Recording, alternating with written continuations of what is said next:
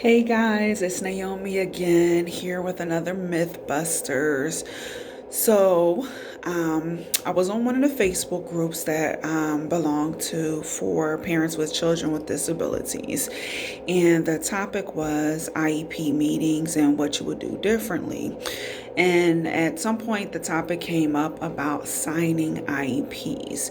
One parent said, if I knew then what I know now, I would assign the IEP right there at the meeting. And that is a big one. So the myth is that you have to sign that day in order for your child to get services.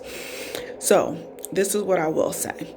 My suggestion always to parents is to, once you get that invitation, which you should get a paper invitation with the meeting date and time, that you request a copy of the draft IEP before the meeting and put a timeline on it, because I even ran into the issue where the school didn't send it until like an hour or two before the meeting.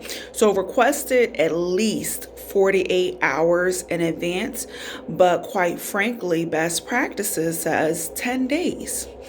So you have every right that when they send that invitation, that you request a copy of the IEP draft that you'll be reviewing at the meeting. So that way you're not feeling rushed once you get into the meeting. You're not feeling like, they're going down the IEP, saying what they need to say, doing all of this.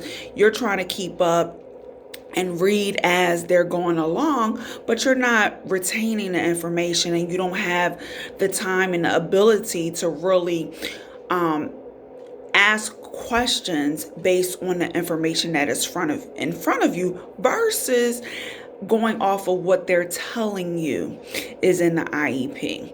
So again, the myth is that you don't have to sign it right then and there.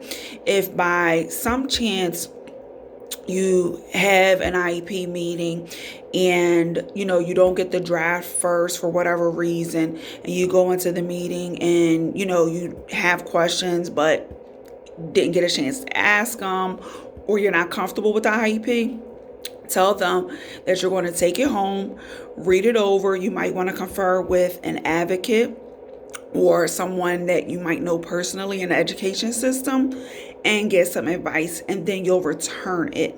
So you do want to return it as soon as possible, but don't feel rushed. Take your time to go through it and make sure that you're comfortable. Make sure that if there is anything that you want to add, that you write that on there.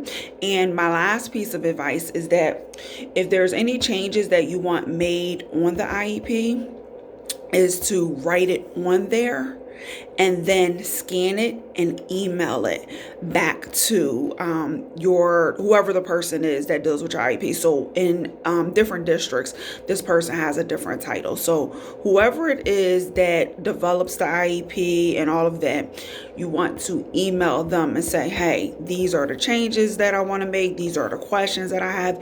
You want that communication to be done via email. All right, guys, again, this is your Mythbusters.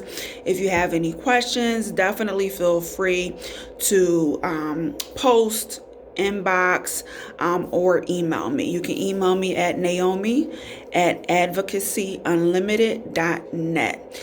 Thanks again, guys. Have a great day.